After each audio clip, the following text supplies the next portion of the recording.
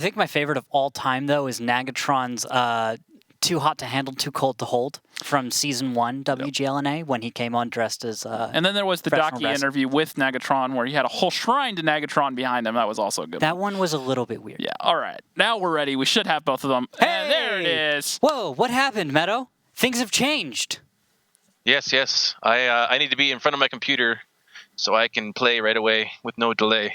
Yeah, because you're off the bench today. This is the backside of my setup. This is the behind the scenes. Behind the scenes, points to whoever can pick out all the Easter eggs in the background. Yeah. Now the one thing I will say is that the real question, Meadowhawk, is: are you still on the desk that you punched the hole in? No. I've upgraded to a solid wood desk, so my hand will now not go through the desk, but the desk will hurt my hand. So it's incentive not to hit my desk anymore. All right, Meadowhawk. Now, the one last thing that I want to get out of the way is we were just talking. You are back in the starting lineup, apparently. How does that feel, after almost a year out to be back in a consistent starting spot? Well, consistent starting spot is even more than a year out. Consistent starting spot's back to potato or fear, at least. Wow. So it's nice. We'll see how it goes. Obviously, the season's not going super great, but maybe we can turn it around. And if we do, then hopefully we can get to the finals. That'd be fun. All right. Now, Comps, you're sitting over there. You guys got 4 match days left. You're sitting in first place, nice and comfortable. Why are 07 not going to upset you guys? Why are you guys going to extend your lead a little bit longer? I don't know. It was a 5-0 earlier today, so we're going to try to 5-0 and speed run through this match. So you're going to try to do it faster than Eclipse just did. Yeah, that's our challenge for tonight. All right, so got to constantly one up your opponents. So what's the over/under on the team right now for timings? Well, I think we have the fastest of the season at like 23 minutes and 16 seconds, so let's try to beat that. All right. Now, Meadowhawk, what are you guys doing to not be the unfortunate record holders for that one? I think we're just trying to play our game and not overthink it. Obviously, against Eclipse, our expectations weren't super high. There's not the expectation that we should be beating them like, the lower teams, which we are losing to.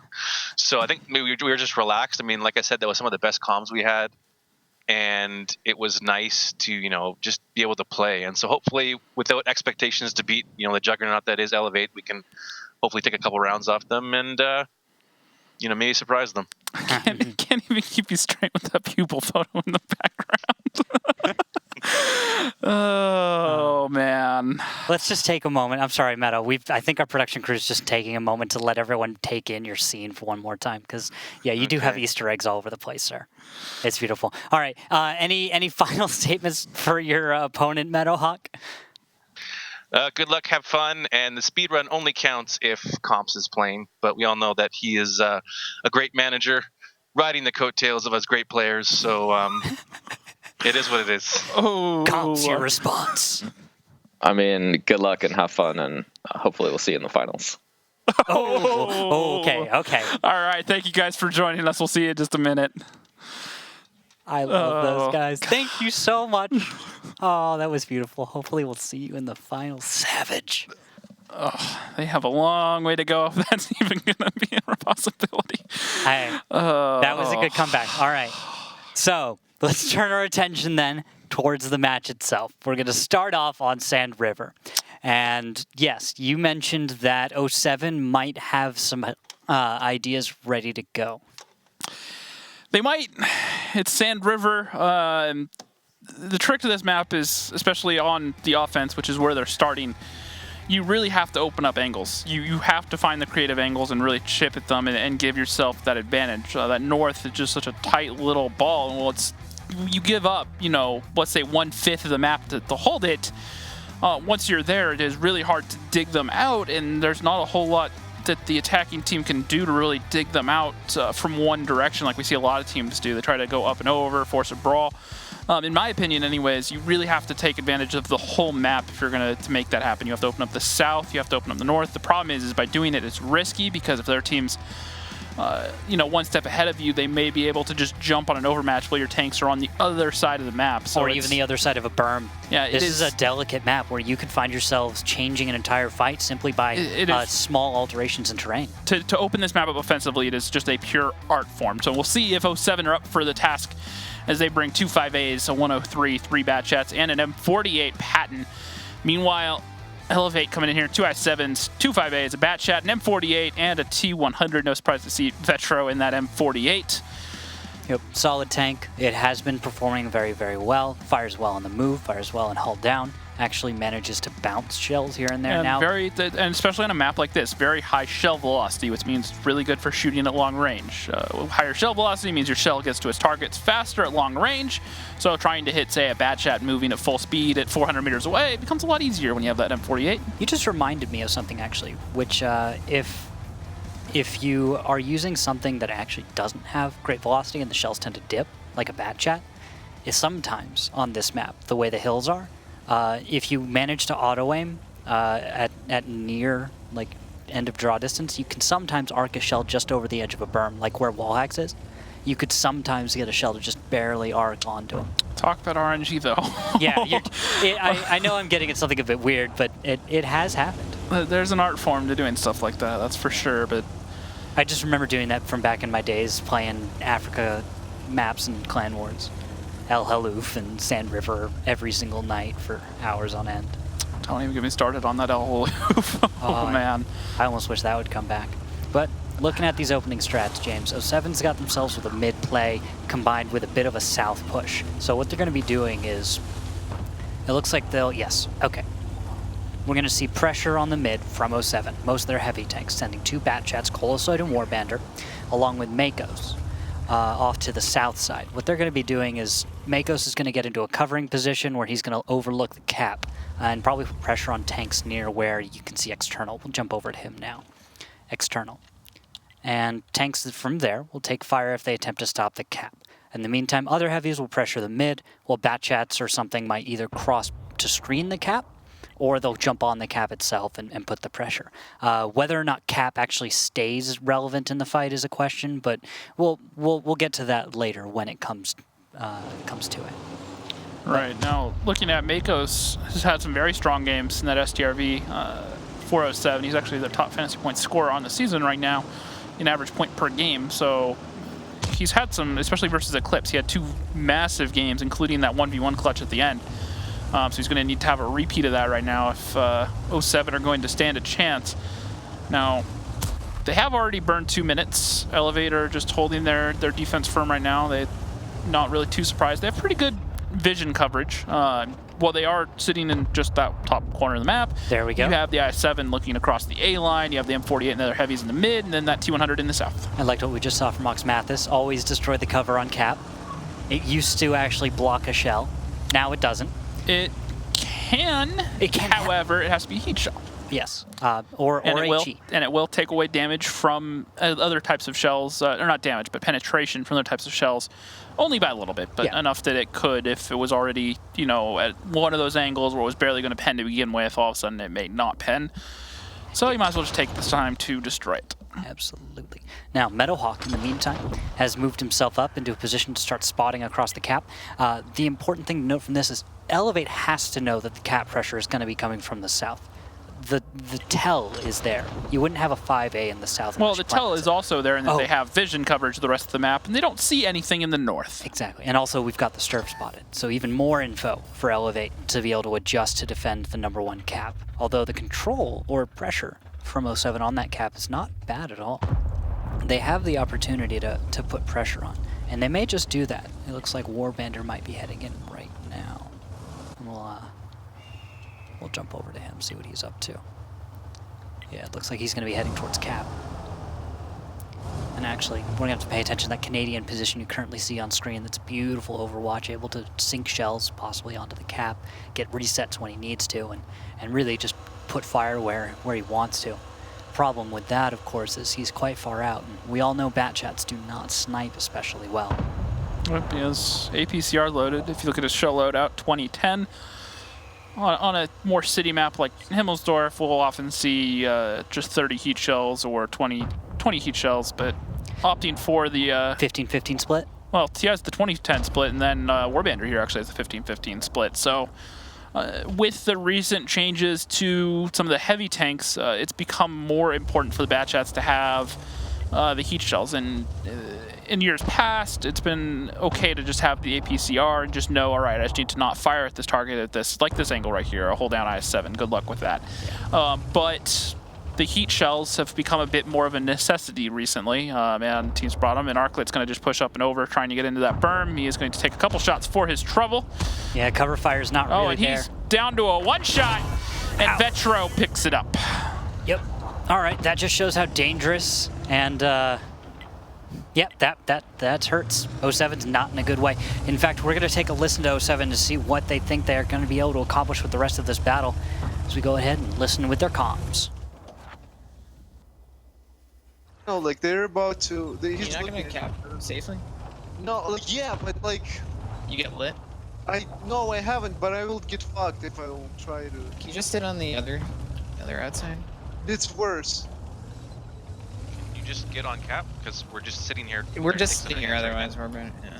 Okay, I got on cap. Okay. Nice. They're blinded.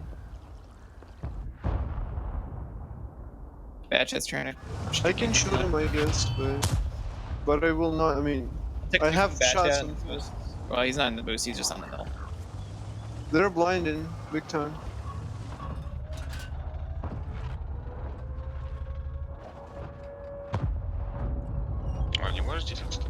Can you light them at all, Costa, on the hill? No, not really. Without feeding HP. It would make shots much easier.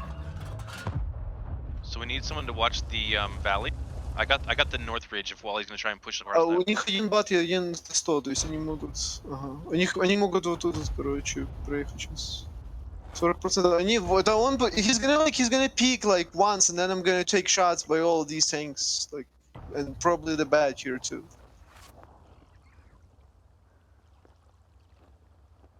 It's gonna like die. They're blinding HE, what? While they're blinding yourself. Is someone else gonna cap? Honestly, I don't think it's not worth it because Wally's just gonna get this pigeon anyways. Yeah, we need to punish. We need to kill Wally and then throw 2 on. Well, it's tough because we already lost. There he is. There is. Good. Didn't spot me. I'm late now. Well, he's not. What? He's not. No one can shoot him. What? I hit him. He's stuck there now, though. Colozoid, where you? One's really Tracked? Well, he's I'm tracked.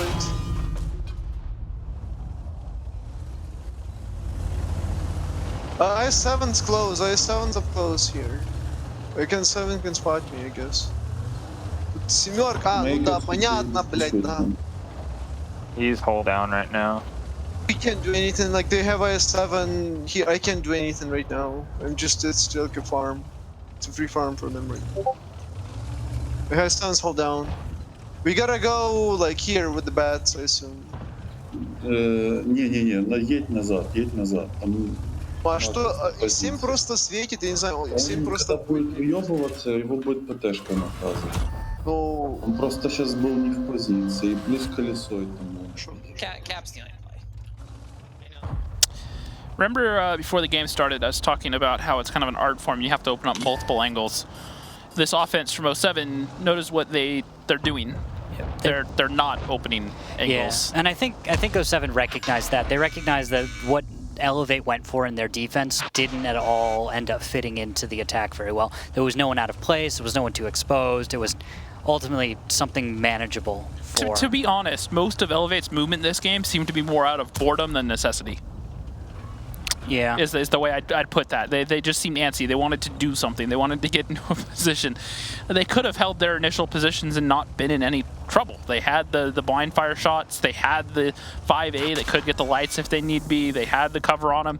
But like tanks like Dodoma moving up to that middle ridge, the T-100 moving around, at no point was it ever really necessary. You're right. Yeah, it was pretty much solid control from Elevate the whole time.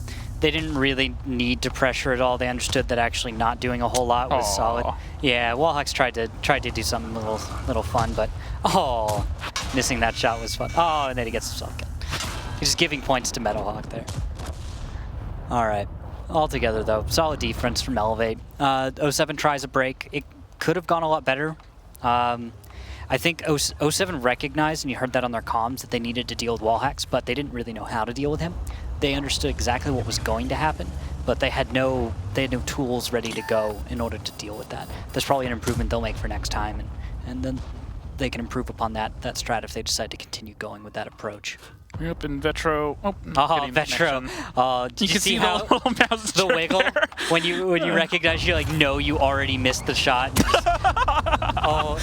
If Vetro is flipping out on his POV, that was fun. Time runs out. There we go. That's a victory for Elevate.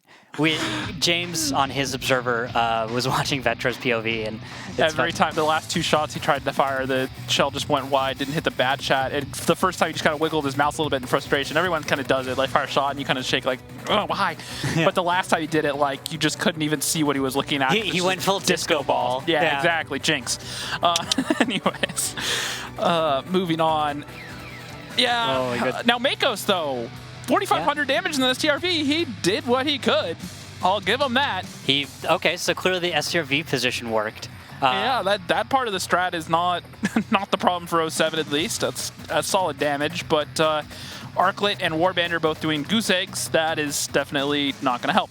Yeah, no, not so much. But altogether, let's just review this a little bit. We had solid cover. Arclet getting destroyed like he did, that really hurt earlier in the game. I think that probably set 07 back quite a bit. They needed to get him. You can see what he wanted, where they wanted the tank. The problem was they couldn't really find an angle where he wasn't going to get shot, and I think they kind of underestimated how many guns were watching that exact cross at that moment, because he just got roasted. Now looking at it, Makos 4,500, 94 fantasy points. Then Vetro in that M48, 3,100. Could have been a little bit higher, but like we were talking about, didn't land those extra shots. FC Dynamo, Ox, Canadian Impact all having solid games, drops off after there. And it does. Now, looking at the second page, this is where it hurts, James. Look at that. Arclet, Warbander. Two eggs. And you know, even Wallhacks being down that low, Caller and light tank player, when they never really asked him, he can't. There is nothing wrong there. It's just not on his job to do damage. Yeah, just 07 didn't get to deal damage on their top tankers. That's just what hurts. When that doesn't happen, strat doesn't come together. Yep, and we're actually having a timeout call by 07. After that first one, they want to make sure they get a second to kind of collect themselves and make sure they're good to go for battle number 2. Being the 1-in-1 map that Sand River typically is right now, favoring the defenders. Yeah, they're not. I don't think they'll take it too badly that they lost that offense. So it's going to be a challenge, especially versus a team like Elevate. But this is their best chance of getting around right now is on defense. On a map that favors defense. So they're going to take their time to make sure that everyone's in their position, understands their job, and does it right. And you have to imagine if this doesn't go their way, I don't think anything in the next couple maps will. Ghost Town up next, and then it's going to be once again Elevate on defense on Muravanka, 4-0 potentially at that point. That's I know we talk about Muravanka favoring the attackers recently, but Elevate defense on Muro I see going very similar to how a Sand River defense went. I don't really see anyone asking any questions there or really getting success. Much success. Yeah, even if they do, it just doesn't. You get to see another Arclet blowing up in the middle of a cross. I mean, at least 07 didn't have any ammo racks this game, unlike Eclipse. I mean, got that going for him at least. Silver linings. Look on the bright side, guys. Such silver linings, James. Wow. All right, lineups. So we're looking at them now. 07's going to bring a 5A, where they're going to bring 2 103Bs, 3 Bad Chats, and an M48 Patton played by Meadowhawk. Dodoma and External in the 3 5As, one also with Ox Mathis, 2 Bats, 3 Bats, sorry, and T100 LT. I should probably look at every tank. Yep. Once again, we saw this coming out of Elevate on their last match day. This is, like I said, just a bully lineup is all this is 2 hit squads, one moves, the other moves separately, and you just crush things. That's what you're going to see most of the time, by the way, just because there are 7 tankers. like 7 players on a battlefield, generally in this game, grouping up with 3 or 4 tanks is reliable. Once you get to 5 and 6 tanks, when your full team is, all 7, it starts to get messy. Well, we let these teams set up. One thing I will say, that there's probably some aspiring callers out there, and one thing I'll say, something you see a lot of new callers especially do early on in their careers is they try to overcomplicate things. They have one tank go to one position, one tank go to another. It doesn't matter if it's strongholds, clan wars, small tournaments. They kind of split their tanks up across a lot of little maps. They see some kind of intricate things like we see here in the Gold League. Early on, you don't need to do that. You're better off keeping just a couple groups. Now you can change the numbers in the groups, but use just 1 or 2 groups and keep your guns together and make sure that those 2 groups in themselves can cover each other. You do that, you're gonna have a lot more success than trying to be, all spread out. One person spotting this lane, one person over here. If you kind of keep your guns together, you're going to have more success early on. Real quick, though, looks like a slight skirmish to start this one off. You're seeing FC Dynamo and Colosoid head to the mid of the map. This is a very common old-school position to go to in order to put pressure on tanks going towards that 2-cap position. It doesn't matter what version of this map you're looking at. That's been always a strategy that's been used. A little risky, but it doesn't really pay off much this time. It did, however, get Elevate's attention for a moment and could have done some damage, but maybe next time. And those bat chats are going to move elsewhere. Now, I'm going to go back to a point I made during the last game. Remember how I said the trick to this map offensively is opening up the map and playing your angles. Look at how spread out Elevate are right now. Look at the map coverage they have. They have a T100 all the way down the south, a bat chat down there next to him, tanks in the middle, bat chat up in the north spotting. They are working every possible angle at this defense right now and not giving 07 an inch, and they're doing it so quickly. Look, if you notice how long 07 took to get into position last time, going all the way down south. It was a good 6-minute mark before anything was near that cap. Elevator already in a threatening position 2 minutes into the game. That they are. And that's one of the important things that teams like Elevate often understand is that if you can just start with some decisive action, you just show up somewhere, all of a sudden pick a perfect route, try not to get spotted on your way there, and just show up and start an engagement. You can often find yourselves coming out ahead even if you're at a slight disadvantage, just because of those little things, this element of surprise, just little violence of action. You got things under control. Now, looking at where Elevate is now, things are slowing down a bit. They've moved that T100 further up. They've moved one of their bat chats up into the north as well, where it looks like, is that going to be cap pressure from wall hacks? It looks like it might just be. Not a bad idea. It's either going to be that, or I thought for a second he was going to try to push under the guns up into that ridge there and try to open up that angle on Namakos, but it looks like Brett is just going to get aggro up there. And Ox actually gets tracked in the open as the heavies push across onto the cap. This is where the pressure is going to come from. And it is. Nicely done. This means, though, the Sturv Makos from 07 is going to get a little bit more aggressive. He knows there's less guns looking at him, and that there's a few more opportunities to get some work done.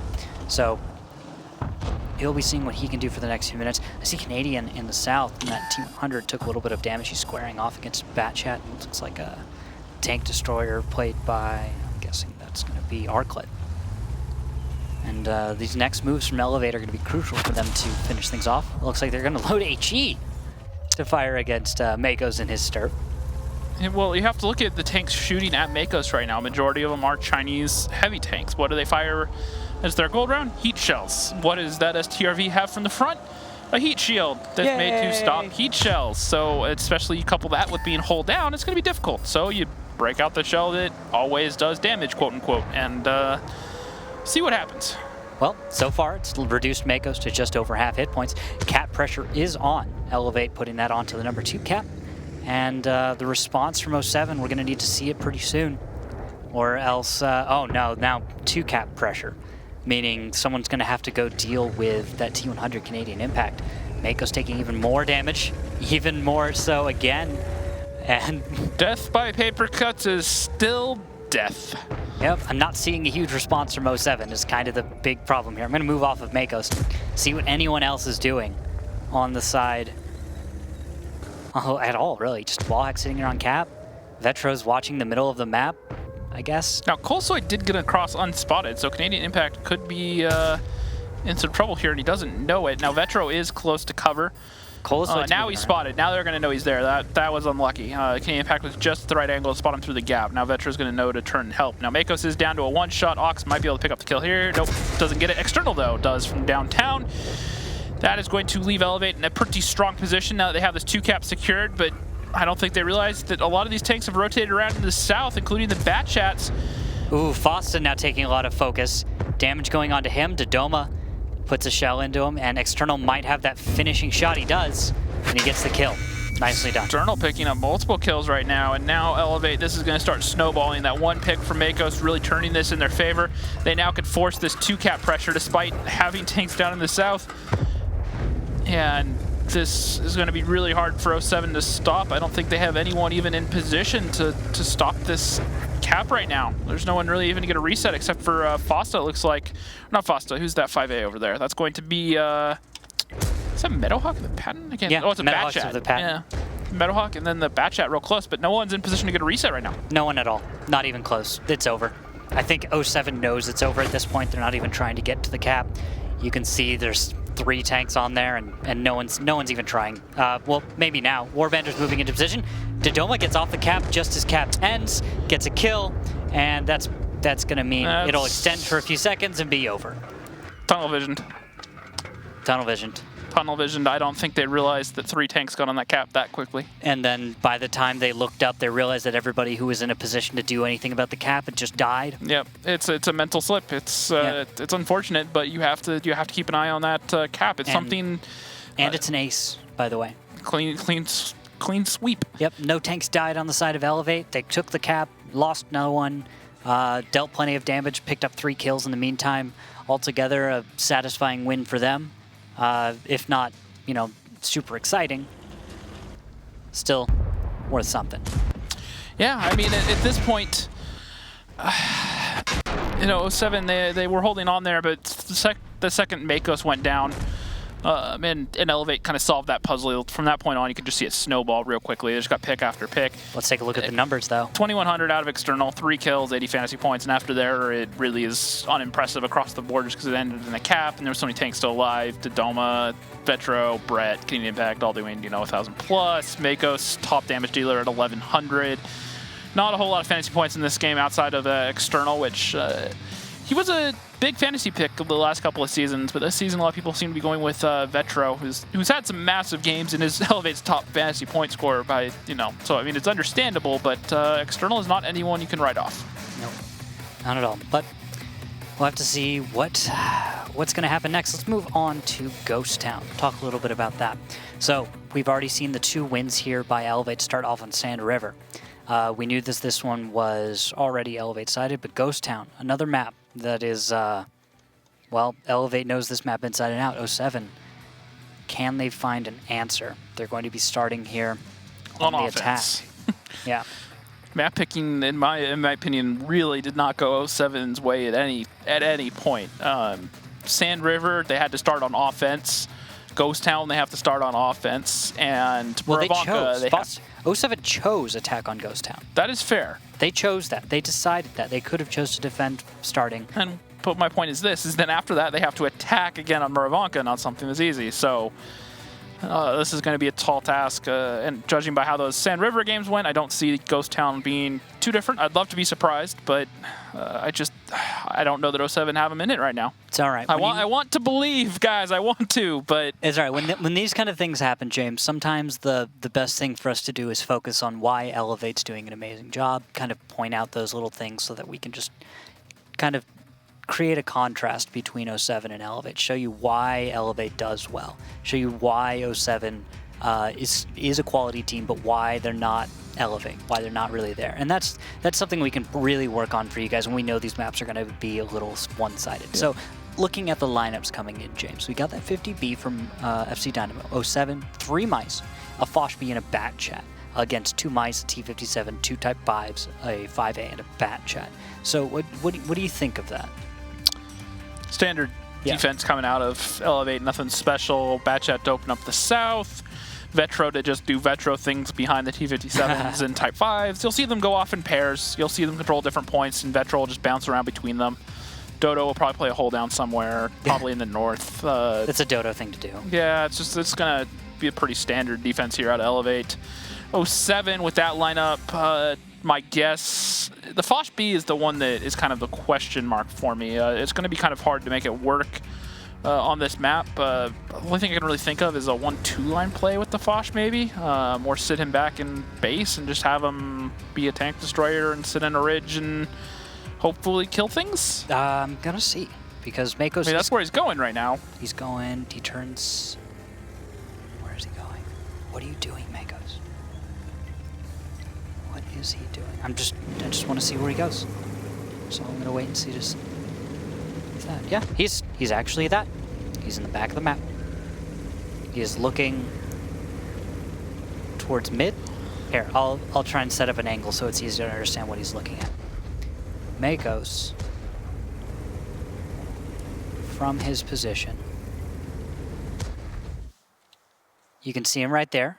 I'm gonna fly out, and you can see he looks right towards a traditional spot to fight on the map.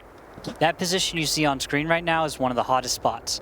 And so what Makos has done is he's decided to look directly at that angle. Now, things to note. There's a tree in the way, makes it sometimes a little harder to, get a visual confirmation of what exactly you're aiming at and what little bits of cover could be in the way. But from there, he can shoot that corner. And that's going to be the plan for 07. They're banking on the fact that Elevate will make an engagement in that position. Making that Foch B, though, work at that range. The shell penetration and the accuracy. APCR shells, yeah. Against super heavies. I like the Foch B. I'd love to see more of it, but it needs to come in certain roles. Prokhorovka, for example, good place to bring it. Yeah. There's a few other instances we can see it. I know some of the other regions have brought it on mines on defense. Park it back there. Somewhere where it can knock down a push, shoot at lightly armored tanks. Yes. Last I checked, Mouse is not a lightly armored tank. But Foch B, I mean, it can do it, maybe. Well, we've never seen this position actually used by WGLNA teams, so we don't know. For example, can Makos make this work? Because that's important too. Individual player skill comes into this. Can he make this work?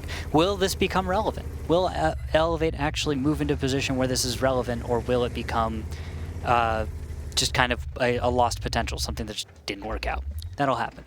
And we shall see. Because this is going a little slow for you guys right now.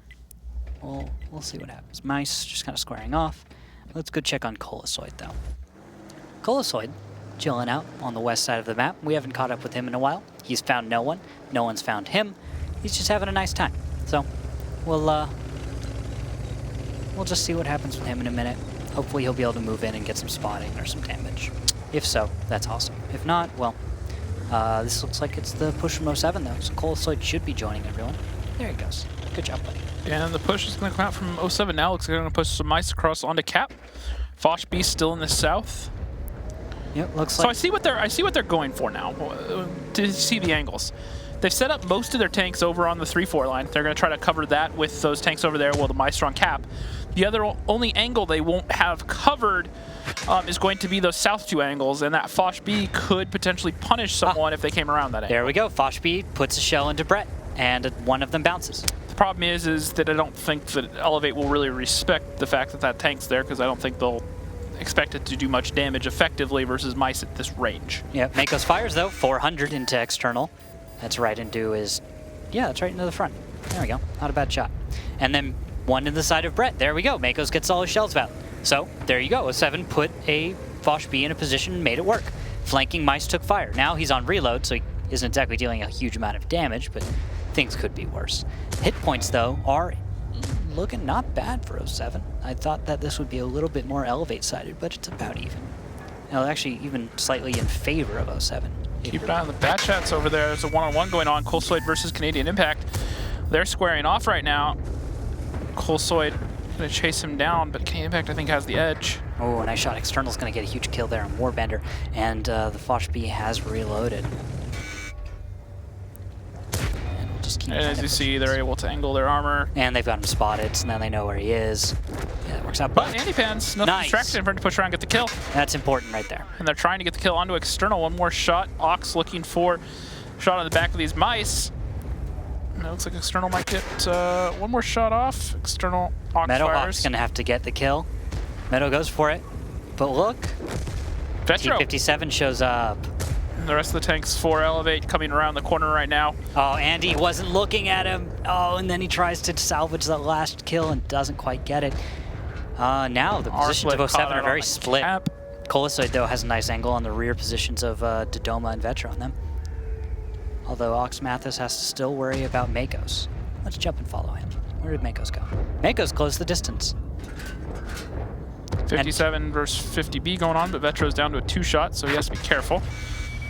Makos finding some shots onto the front of this Type 5. Not enough damage to get the kill. Hopefully someone can move in and get a finisher on that, but might not matter. FC Dynamo doesn't take down Colosoid takes down Vetra there.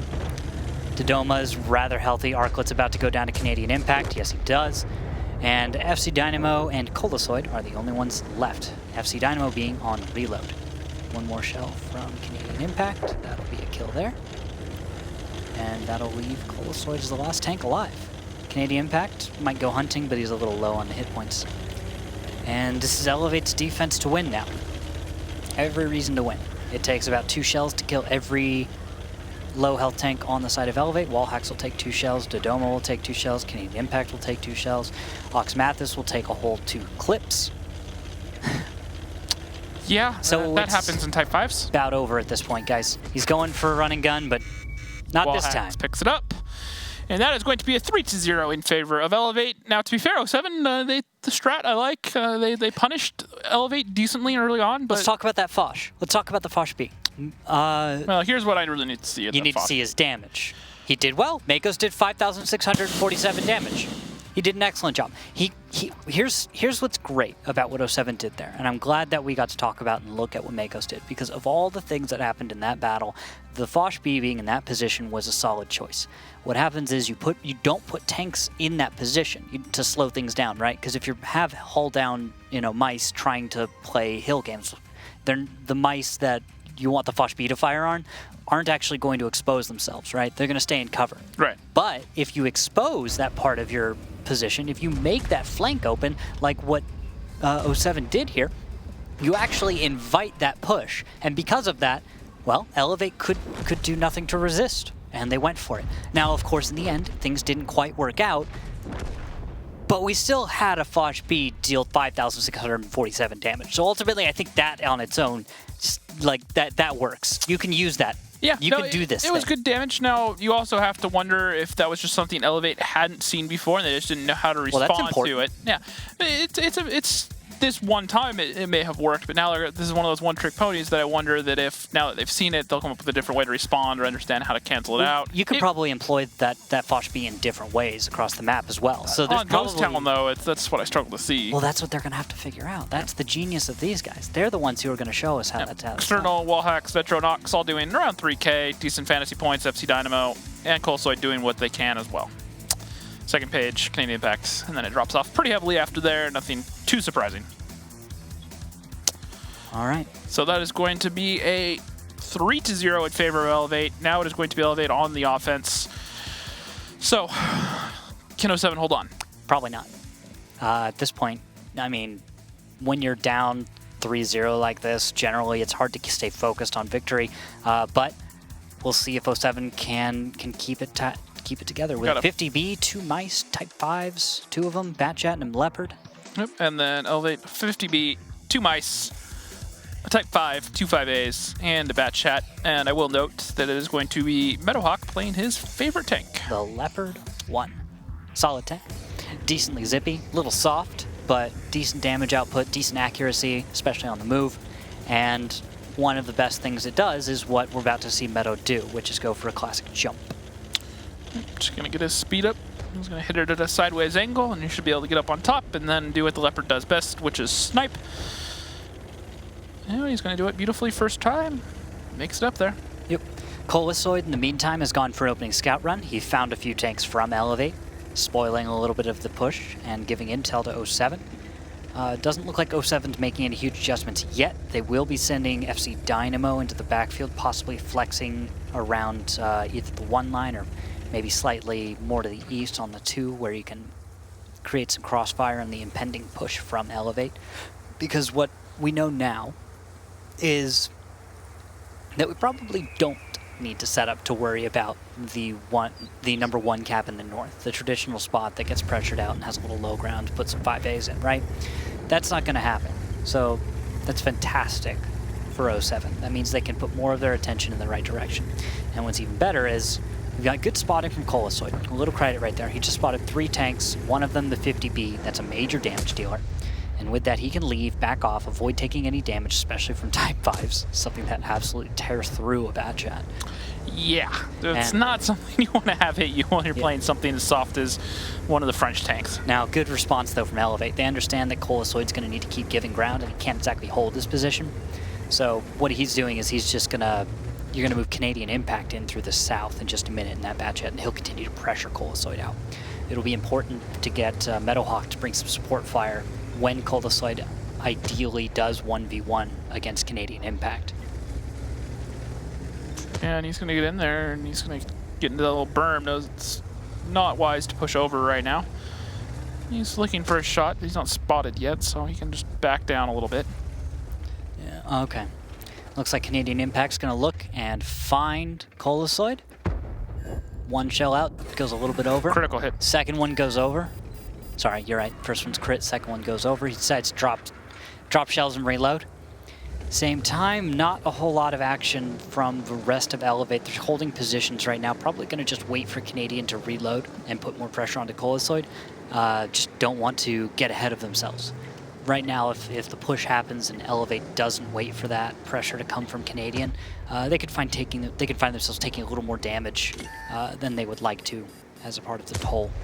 Of course, time is still on their side. They've got 6 minutes and 50 seconds. And we'll see. We'll see what happens in a moment. It's not always a bad idea to slow things down, especially when you've got a good idea of what's going on. And look at the positions. I mean, Ox Mathis right now, and External, and Dodoma, those 3 super heavies, the positions that they're in, usually you would have met something by now, right? Mm-hmm. Usually. Oh, and Colosoid's going to get tracked out in the open. Looks like he's going to get clipped out by Canadian Impact. Support fire not coming in from Meadowhawk in the distance. And that's going to be Impact picking up the kill on the Colosoid. Oh, and Meadowhawk's just now getting a chance to turn around and look. He was firing on Ox Mathis a moment ago. And with that, Meadow might need to drop off of his high hill. And you have to wonder if that's the language barrier in effect right there. Maybe so. That's important to note as well, because while we have the UI that gives us all this information about hit points, it can be a little trickier, of course. Well, everyone knows that, it's obvious, but it's a little trickier in game to keep track of your allies' hit points. Although damage still coming in from Meadowhawk on his hill. He's got a good 759 right now. And that's going to be pressure onto the cap. Elevate initiating their opening move. They're going to move Vetro behind their lines, flex him around to the east, and hopefully catch 07 off guard. With that, they should be able to kind of close in. And altogether, not bad from Elevate, however, a bit delicate at this moment. If 07 decides to make a quick push, they could focus out External and Dodoma before too much support comes in, but a little risky. There we go, about 30 seconds on the cap. Wallhacks is moving up to start screening. Warbander's moving in, trying to find a reset. Gets tracked though, and is forced to waste a little time to kit up and get back over. There we go. And the response is coming out of 07 right now. Looks like cap is not the true objective for Elevate. All they wanted to do was bait in Warbander, move on up, and begin focusing him down. All right, Warbander is tracked, nicely played. And where's the support? Ox Mathis will probably bring a shell as well when he can.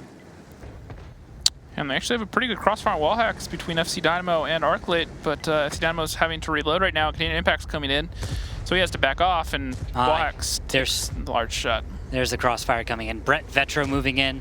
Arclit and Makos don't have really anywhere to run, and it'll be just a moment before Arclit goes down. This isn't over for Elevate. They have the guns, but HP is even. Yeah, HP is not... Well, it's quite spread, the damage through the Elevate tanks, and that's because of just availability of targets.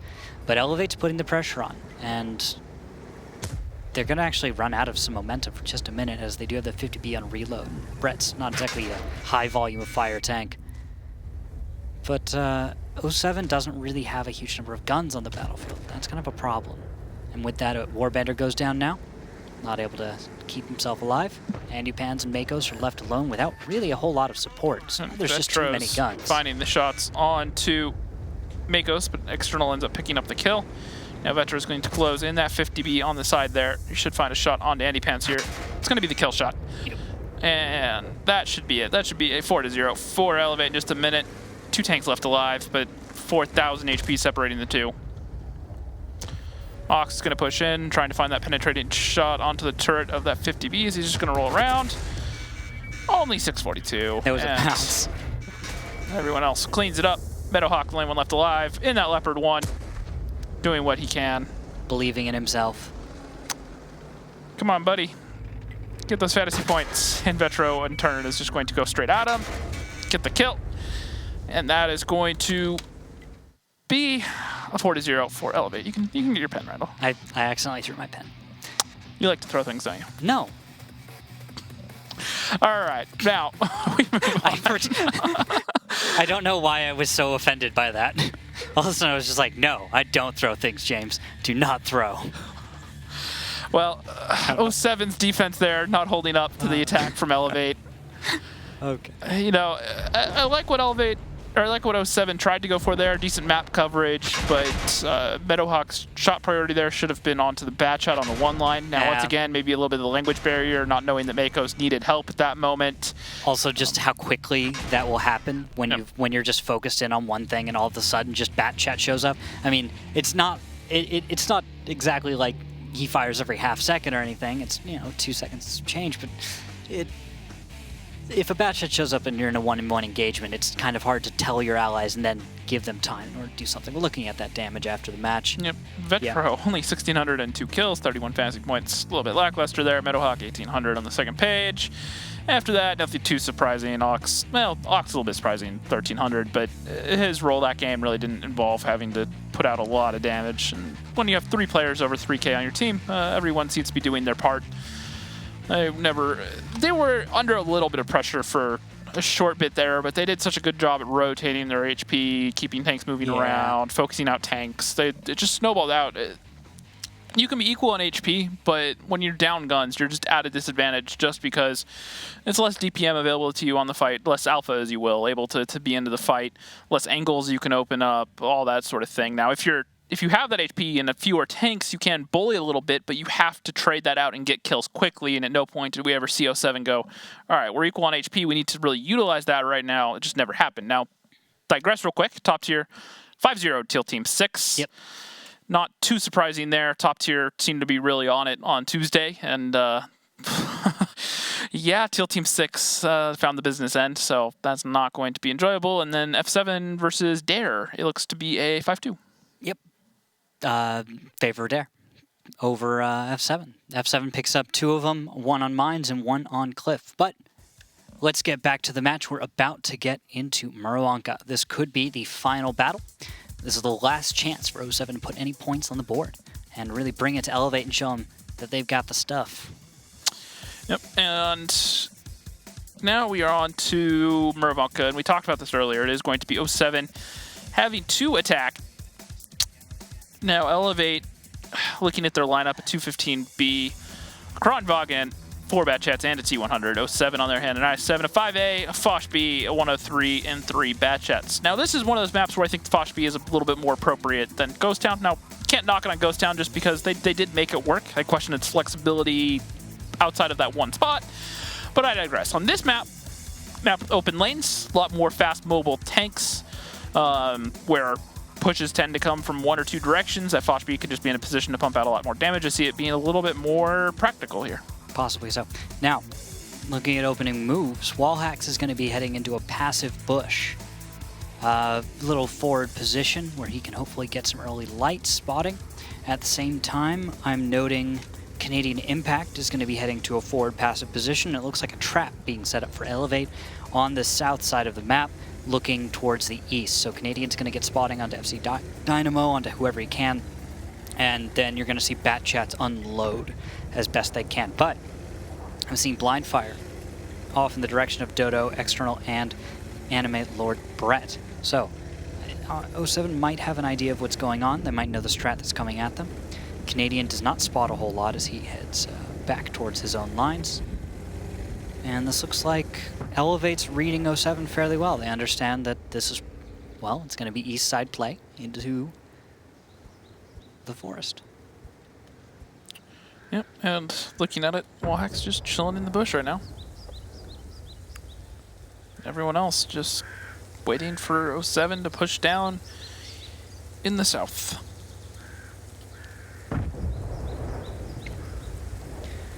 And there we go. First move coming out from Meadowhawk.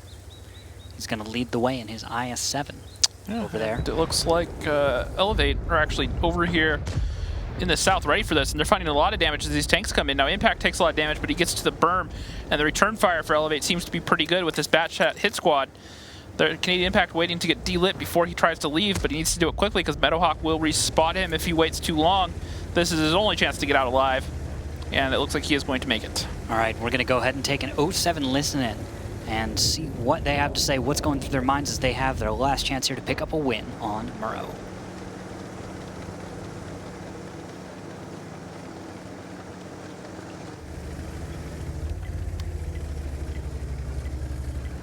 Can I get a? Let's just get 2 Batchats on right away.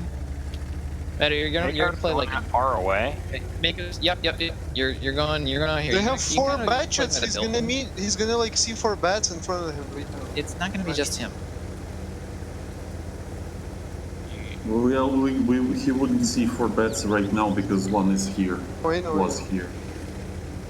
Join the force right past, or you want me like behind Dynamo? You could sort of jump on like the hill actually.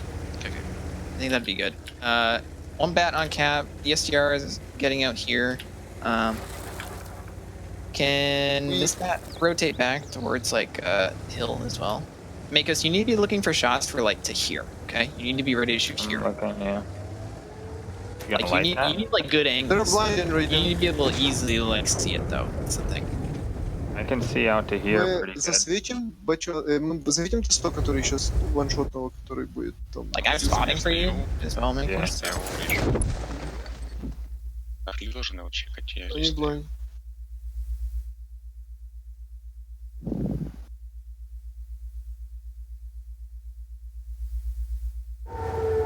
Seems like they're just keep blinding.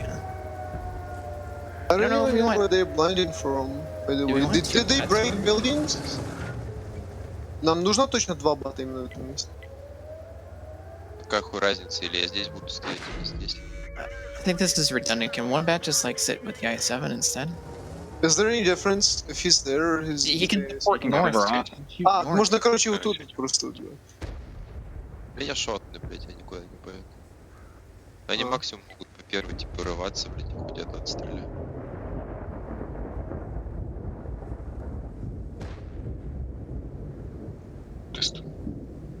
А, this... Son of a bitch. Makos, I forgot that the T100 can slip by. The Batchats can't though. The So Batchats are going like... I'm gonna poke. Can I poke over and kill This him? is so I aggressive. won't get lit if he has a Будут отрываться на колени, скорее всего, или просто те же будут пошли. Might have bats. Come up- He's come up saying on that the you might side have of me. bats going through here right now, aggressive. Oh no. Here's 1 bat. Here's 1 bat on me. All right. Makos got the kill on the T100. Anyway, fuck. I got shot once by 215, that's it. Надо вот этого как-то убивать. Yo, Makos, watch out. Looks like I might get dumped. Actually, probably Yeah, not. well, if you get dumped, that's good. Okay, They're behind a ridge. No. Trade. Oh my god. What the fuck? I got permit.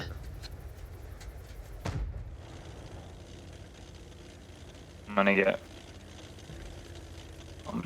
This guy is like driving a...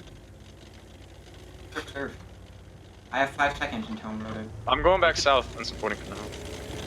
Should still have north I don't think I control can. too. Dodo, you should. Why couldn't I'm going C1. Yeah, I have HP. I don't want I could go up there while I have HP. Or where do you want me? I hit him once, hit him once. Oh, they're all in. I only have 2 shots. I only have 2 shots for the cat. You hit all landing where? Shot him with HE. 1 on I'm reloading again. Okay. I can. I am go back. too low. I'm not gonna make it to cap. Yeah, Greg can't go to cap. Greg can't go to cap. I can. I can push. I have can push through HP. here. I have HP. I'm full. No, I have you 15. shouldn't go full. Like I can go. I can't really be. He broke my gun again. We could send Berto. I'm not gonna blind fire anymore. Yeah, I only have so- 13. Okay, go, betcha. He needs fantasy points. Do you seriously want me going? I think Vesher would die. Yeah. I don't think there's any way to make it.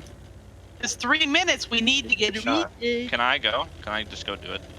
Go ahead, dude. Along the city side here? Or you want Like, to I'm do already it? City 60 side. good. You need to just go. I'm going. You yelled so loud that you Bayside. Baylight, dude.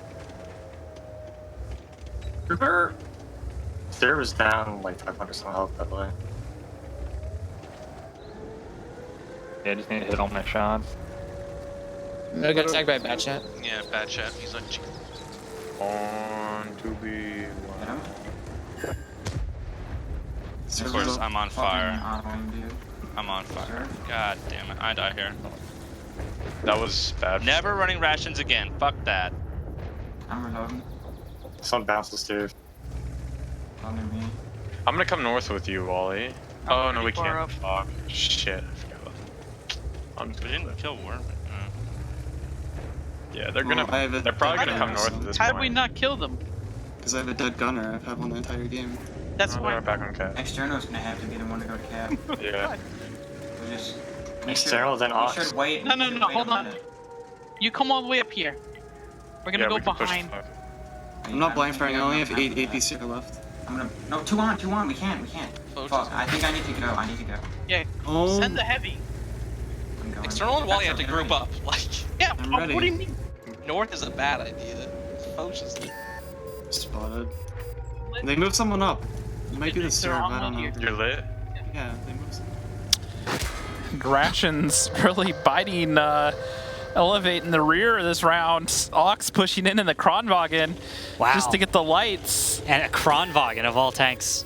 That's unexpected. He gets one light. They need to find the Foch B though. They don't know he's on cap. The Warbandit, they need to kill at least Warbandit at the bare minimum. They need to take the gun so it can't get on cap. No, he's gonna get safe. He's trying to find a safe angle. He's going to get behind, safe from the STRV, but Meadowhawk should be able to come around and get the kill shot onto him. He does. Ox gets one shot off. Now, look at the time, though. Minute left on cap. External and Wallhack's moving in from the north. So External's been spotted. He is on a beeline straight for the 2-cap, though. He's just going. He Takes has to one. at this point. Someone has to get the resets. Second hit. They need to find that Foch B. If they get the Foch B, they have a chance. Nope, not gonna happen. Not this time. And there goes External. Wallhack's maybe their only hope. Vetro has a dead gunner. Who's had one the whole game. And had a dead driver, had a dead gun, or not dead gunner, but a broken gun for a while. Meadowhawk's gonna push in, screen in position. They're all trying to kill Vetro right now. Cap, 10 seconds, can Elevate manage to draw this out. 6 seconds. V1's Colosoid. And no reset coming in here, even though they're all spotted now. And that is going to be it. That's going to be 07 managing to put a point up on the board. There they did it, guys. They did it. We got balloons, and we don't have budget for that. 07. 07 puts a point on the board. All right. So the entire reason that worked, I think, is Arclet being so annoying in that stirp. How many shells how much damage did he get out? Because his only target the entire battle, I believe, was... So he did 3,400 damage. Yeah. 43 shots fired, 15 hit for 9 penetrations. Oh, the module damage onto Vetro. Yeah, there was one shell fired quite early in the game, and we noticed that Vetro's gunner was gone. Yeah, and he was running rations. And I was going to say, the thing that really was a problem for Elevate here was the rations on both Dodo and Vetro. Vetro had a dead gunner the whole game, and then Dodo, when he pushed in, because he wasn't running a fire extinguisher, he took one shot and got set on fire and pretty much lost all his HP from that one pass. And looking at it, Meadowhawk, 3,400 or 3,700 damage, 2 kills, 108 fantasy points, not bad there. Arclet in that STRV, another 72. Vetro top damage dealer, even with the dead gunner the whole game, 40 fantasy points. Nice. FC Dynamo and Kolsoid, the Ukrainians, doing what they can. Almost 2k apiece. External Ox, nothing really special there. Yeah. I think that's probably something to pay attention to, is that Elevate went for a lot of solid moves. They got the kills they needed to. They just really weren't dealing damage most of the time. And that was 07, I think, very specifically putting themselves in positions where they were trying to maximize that efficiency, where they would not trade damage and just deal some of their own. My biggest, I guess, criticism of Elevate that game would be when you spot a tank on cap, you need to have enough guns in position to make sure it dies. You cannot. But they were already in a bad spot. Like they lost their scout earlier than they wanted to. They'd gone for an initial push from the north side, but ended up not working out super well for them. Like they paid a lot of hit points. They got a kill out of it, but they didn't get quite as much as they needed to really set. Well, their my point is this: is because they were going for such map coverage. Sure, I'll get back to it in a second. I'm gonna go line up real quick. 07, 2 5As, 3 bat chats, a 140 and a T100. Elevate and I7, 3 5As and 3 bat chats. Now my point is this: is they were spending so many resources to go for the map control and to get up north and try to get them around. When the Batchers got spotted on cap, there was only the 215B and a hold down Kronwagen shooting at it. The problem with this is if you notice, Kronwagen, terrible DPM, 215B, well, it has good overall DPM. Instantly, it's only going to get 1 or 2 shots off. You cannot afford to let a tank get back onto cap multiple times. If you're going to waste the HP to get that light on that cap tank, you need to make sure it dies, so then they have to take another tank and put another tank on the cap, pulling it from elsewhere on the map. When you let them get on the cap multiple times, only getting the single reset, it doesn't really change anything for the attackers other than needing just another couple minutes to get the cap. You can run down the clock that way, but it's an ineffective way of doing it. Yep. All right, now looking at the battle in front of us, looks like... Not necessarily ineffective, but inefficient, I guess is the best term there. Okay, I get you, bro. It's all right. Looking at the opening strats, though, Anime Lord Brett's going to head northwest with his other 5A battle buddy. That's going to be Vetro. Between the two of them, looks like a little opening, just kind of see what's happening, you know, shoot at some bad men. Nothing crazy, but no real spotting. Brett gets himself lit, though, and I guess he might decide to stick around and put a few blind shots out in the direction of where he was getting shot from. And by the way, he's not far off. He's looking at FC Dynamo. FC Dynamo has been spotting in that location, but he's smart about it. He's not exactly staying in a position that's going to get hit. Yeah, you can see he's looking for us again. Oh, timing though. Brett. Was that blind? Yeah. So what Brett knows the exact location that FC Dynamo needed to be, and this is to spot him. Yeah, and this is one of those high level skills that everyone cultivates. So for everybody out there that's kind of watching, the way that Brett is going up and over this, he's verifying by exactly where he positions himself, who's spotting him and from where, because he knows if he stops, backs up, he knows like the delay on 3 Sixth seconds. Sense, exactly. You can kind of put things together. You understand, all right, this is the passive bush he'd go to. It makes perfect sense. Brett waits to see if he was spotted, but noticing he wasn't, held his shell and decided then to wait a moment, see if FC Dynamo would, peek again, or he doesn't know who, but someone is there. And he just kind of puts that shell out. Now what he's going to want to do, if he thinks that he's missing, he's going to try and hold a shot here and there to try and throw the timing off. Because what FC Dynamo is doing is he's going to be counting intervals. Exactly, just like that. So what Brett did was he held a shell, and he knew that if he waited, that his opponent was probably counting the average reload time for a 5A with, vent and a gun rammer. Not exactly that, but he knows the general timing. You know what I mean, right? Right. Yeah. And that's all he did right there. And that's what FC Dynamo got baited into. He has to spot. It's irresistible. Well, part of it was just he was unlucky by pulling back out. He could have sat there in that bush passively. But he decided not to. He decided to pull forward and back, and he pulled back just at the same time that Brett fired off. And just unlucky. That's the high-level head game. No, that's what he's doing. So if you're FC Dynamo and you're playing a scout role like this, you have to know those consequences. Right. You have to know every time you spot, a high-level player might understand that you are spotting him simply by where he is, by the fact that he gets lit. So that's what the head game that these guys are playing. Oh no, I understand. I understand the head game. It's just my point is it's just unlucky that he pulled back right at that exact moment that he went to blind fire. Because you have to remember, my point is this: is Brett had no idea the bat chat was there at that exact moment. He didn't know he was backing up. It's just bad timing. I know. Yeah, I'm telling you that he did that on purpose and that he got baited by. No, I know.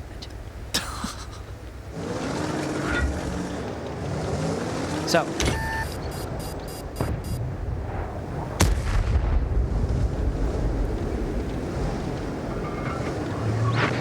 More moves coming out. Mako's looking towards Ox.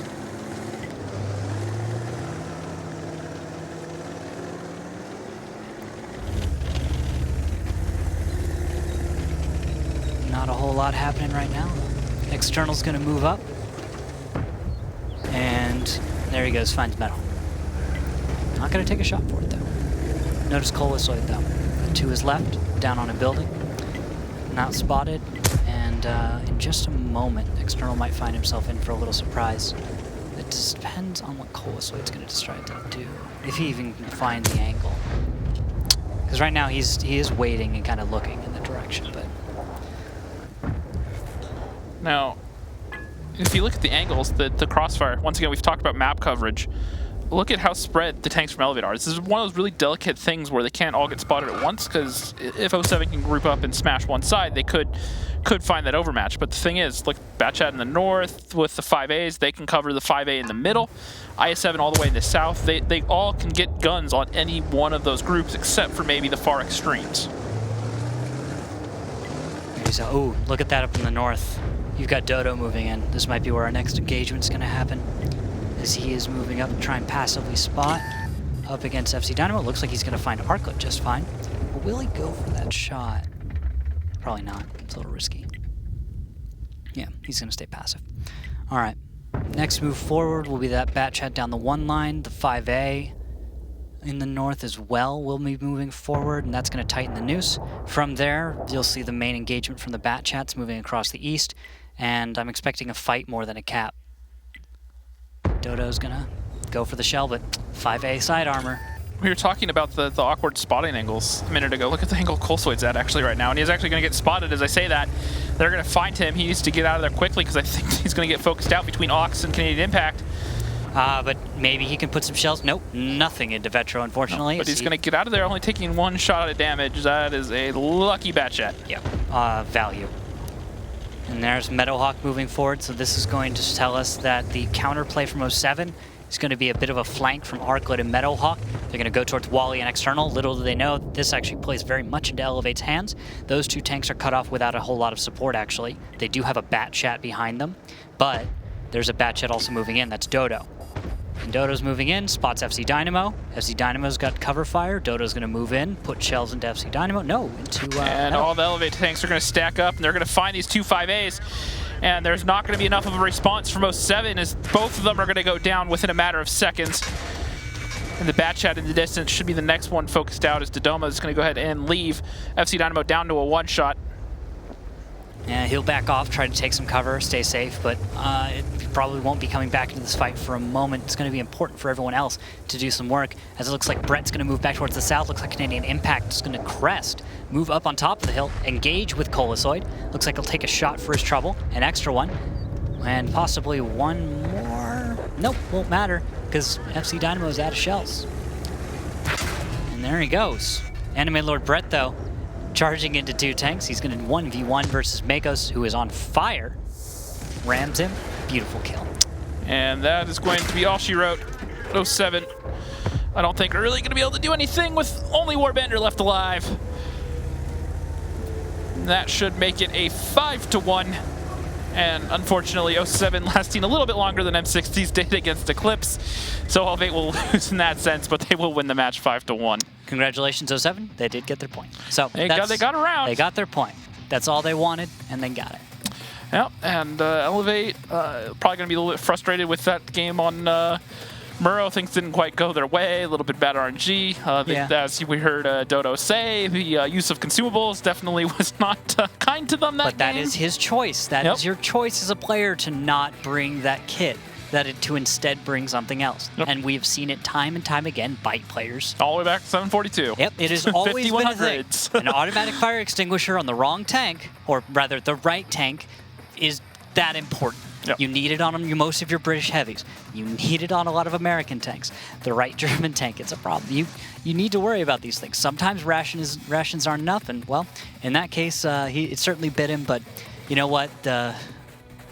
07 put up a decent fight, so a lot of credit to them for their 1 win. They did what they could. They had some closer games, closer than some of us thought they would be, but Elevate just showed why they're Elevate. They got their guns together, they shared HP well, they focused fire. I think that was the biggest thing was throughout the night, the focus fire. 07 left a lot of low HP tanks alive, and to be fair, part of that's Elevate making it hard to get shots on those, but they just couldn't finish the kills quickly enough. Yeah, just those little things. But that's why Elevate is the best team NA.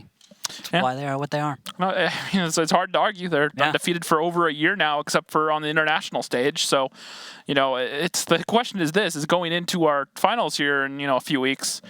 Who can stop Elevate? Because so far, no one's been able to do it. That's going to be the big question. It's all over for these lower teams. They don't seem to stand much of a chance. But the thing is, teams like Dare, teams like Eclipse, there may be some hope for them later on. But right now, it's time to just try. It's triumph for Elevate. That's all this is today for them. Another win, more points to put them in the lead. And, just looking at the post-battle stats, you can see that Brett in this last one did 3,800. That's more than 1K above anyone else on his team. Yeah, and then after that, Dodo, Canadian Impact, 2K plus, 70 fantasy points for Dodo there. Ox and Vetro up there on the front page, not getting a whole lot of damage. A couple people for 07 on the front, but most of them are going to be found here on the back page. No one getting above 30 points on the back. Wallhacks and Meadowhawk bottom for both their teams, unfortunately.